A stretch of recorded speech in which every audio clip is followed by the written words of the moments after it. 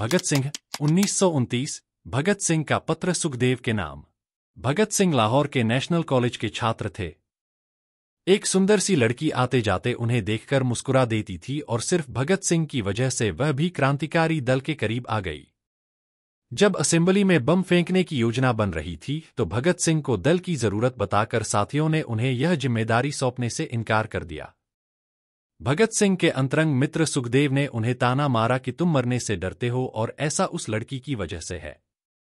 इस आरोप से भगत सिंह का हृदय रो उठा और उन्होंने दोबारा दल की मीटिंग बुलाई और असेंबली में बम फेंकने का जिम्मा जोर देकर अपने नाम करवाया। 8 अप्रैल 1929 को असेंबली में बम फेंकने से पहले संभवतः 5 अप्रैल को दिल्ली के सीताराम बाजार के घर में उन्होंने सुखदेव को यह पत्र लिखा था जिसे शिव वर्मा ने उन तक पहुंचाया। यह 13 अप्रैल को सुखदेव के गिरफ्तारी के वक्त उनके पास बरामद किया गया और लाहौर षड्यंत्र केस में सबूत के तौर पर पेश किया गया। प्रिय भाई, जैसे ही यह पत्र तुम्हें मिलेगा, मैं जा चुका होगा दूर एक मंजिल की तरफ। मैं तुम्हें विश्वास दिलाना चाहता हूं कि आज बहुत खुश हूं, हमेशा से ज्यादा। मैं यात्रा के लिए तैयार हूं, अनेक अनेक मधुर स्मृतियों के होते और अपने जीवन की सब खुशियों के होते भी। एक बात जो मेरे मन में चुभ रही थी कि मेरे अपने भाई ने मुझे गलत समझा और मुझ पर बहुत ही गंभीर आरोप लगाए कमजोरी का। आज मैं पूरी तरह संतुष्ट हूं, पहले से कहीं अधिक। आज मैं महसूस करता हूं कि वह बात कुछ भी नहीं थी, एक गलतफहमी थी। मेरे खुले व्यवहार को मेरा बातूनीपन समझा गया और मेरी आत्मस्वीकृति को मेरी कमजोरी।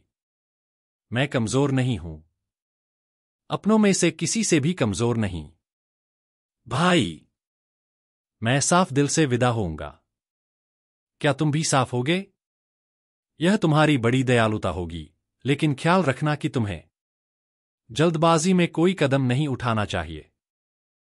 गंभीरता और शांति से तुम्हें काम को आगे बढ़ाना है, जल्दबाजी में मौका पा लेने का प्रयत्न न करना। जनता के प्रति तुम्हारा कुछ कर्तव्य है, उसे निभाते हुए काम को निरंतर सावधानी से करते रहना। सलाह के तौर पर मैं कहना चाहूंगा कि शास्त्री मुझे पहले से ज्यादा अच्छे लग रहे हैं। मैं उन्हें मैदान में लाने की कोशिश करूंगा, बशर्ते कि वे स्वेच्छा से। और साफ साफ बात यह है कि निश्चित रूप से एक अंधेरे भविष्य के प्रति समर्पित होने को तैयार हों। उन्हें दूसरे लोगों के साथ मिलने दो और उनके हाव भाव का अध्ययन होने दो। यदि वे ठीक भावना से अपना काम करेंगे तो उपयोगी और बहुत मूल्यवान सिद्ध होंगे। लेकिन जल्दी न करना, तुम स्वयं अच्छे निर्णायक होगे। जैसी सुविधा हो वैसी व्यवस्था करना। आओ भाई, अब हम बहुत खुश हो लें। खुशी के वातावरण में मैं कह सकता हूं कि जिस प्रश्न पर हमारी बहस है उसमें अपना पक्ष लिए बिना नहीं रह सकता। मैं जोर से कहता हूं कि मैं आशाओं और आकांक्षाओं से भरपूर हूं और जीवन की आनंदमयी रंगीनियों ओतप्रोत हूं, पर आवश्यकता के वक्त सब कुछ कुर्बान कर सकता हूं और यही वास्तविक बलिदान है। ये चीजें कभी मनुष्य के रास्ते में रुकावट नहीं बन सकती, बशर्ते कि वह मनुष्य हो। निकट भविष्य में ही तुम्हें प्रत्यक्ष प्रमाण मिल जाएगा। किसी व्यक्ति के चरित्र के बारे में बातचीत करते हुए एक बात सोचनी चाहिए कि क्या प्यार कभी किसी मनुष्य के लिए सहायक सिद्ध हुआ है? आज इस प्रश्न का उत्तर देता हूं, हाँ, यह मेजनी था। तुमने अवश्य ही पढ़ा होगा कि अपनी पहली विद्रोही असफलता, मन को कुचल डालने वाली हार, मरे हुए साथियों की याद वह बर्दाश्त नहीं कर सकता था। वह पागल हो जाता या आत्महत्या कर लेता, लेकिन अपनी प्रेमिका के एक ही पत्र से वह यही नहीं कि किसी एक से मजबूत हो गया, बल्कि सबसे अधिक मजबूत हो गया। जहां तक प्यार के नैतिक स्तर का संबंध है, मैं यह कह सकता हूं कि यह अपने में कुछ नहीं है सिवाय एक आवेग के, लेकिन यह पाशविक वृत्ति नहीं, एक मानवीय अत्यंत मधुर भावना है। प्यार अपने आप में कभी भी पाशविक वृत्ति नहीं है। प्यार तो हमेशा मनुष्य के चरित्र को ऊपर उठाता है। सच्चा प्यार कभी भी गढ़ा नहीं जा सकता। वह अपने ही मार्ग से आता है, लेकिन कोई नहीं कह सकता कि कब कैसे प्यार हो सकता है। हाँ, मैं यह कह सकता हूं कि एक युवक और एक युवती आपस में प्यार कर सकते हैं और वे अपने प्यार के सहारे अपने आवेगों से ऊपर उठ सकते हैं, अपनी पवित्रता बनाए रख सकते हैं। मैं यहां एक बात साफ कर देना चाहता हूं कि जब मैंने कहा था कि प्यार इंसानी कमजोरी है, तो यह एक साधारण आदमी के लिए नहीं कहा था, जिस स्तर पर कि आम आदमी होते हैं। वह एक अत्यंत आदर्श स्थिति है, जहां मनुष्य प्यार, घृणा आदि के आवेगों पर काबू पा लेगा, जब मनुष्य अपने कार्यों का आधार आत्मा के निर्देश को बना लेगा। लेकिन आधुनिक समय में यह कोई बुराई नहीं है, बल्कि मनुष्य के लिए अच्छा और लाभदायक है। मैंने एक आदमी के एक आदमी से प्यार की निंदा की है, पर वह भी एक आदर्श स्तर पर।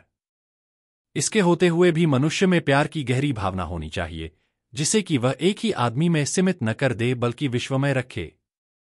मैं सोचता हूं मैंने अपनी स्थिति अब स्पष्ट कर दी है।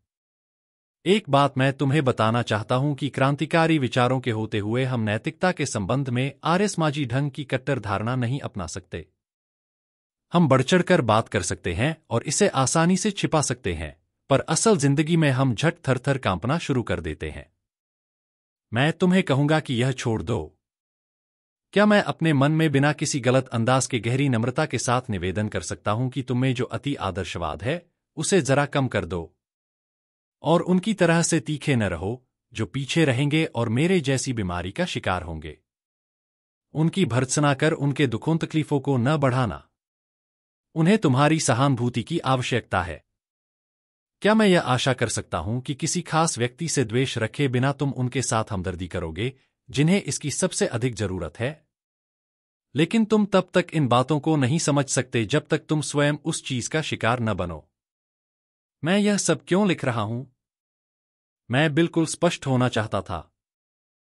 मैंने अपना दिल साफ कर दिया है। तुम्हारी हर सफलता और प्रसन्न जीवन की कामना सहित, तुम्हारा भाई Bhagat Singh. Date written 5 April 1929। Author Bhagat Singh. Letter to Sukhdev. Bhagat Singh का पत्र सुखदेव के नेम। यह पत्र एक क्रांतिकारी के जीवन में प्रेम और बलिदान के प्रश्न पर भगत सिंह के विचारों से संबंधित है। यह 5 अप्रैल 1929 को सीताराम बाजार हाउस, दिल्ली में लिखा गया था। यह पत्र श्री शिव वर्मा द्वारा लाहौर ले जाया गया और सुखदेव को सौंप दिया गया। यह पत्र 13 अप्रैल को उनकी गिरफ्तारी के समय उनके पास से बरामद किया गया था और इसे लाहौर षड्यंत्र मामले में प्रदर्शनों में से एक के रूप में प्रस्तुत किया गया था। अंत तक देखने के लिए धन्यवाद। इस तरह के वीडियो को बनाने में बहुत टाइम लगता है और बहुत रिसर्च भी करना पड़ता है, तो कृपया करके वीडियो को लाइक करें और चैनल को सब्सक्राइब करें और अपने दोस्तों रिश्तेदारों के साथ भी साझा करें और एक प्यारा सा कमेंट जरूर करें कैसा लगा वीडियो।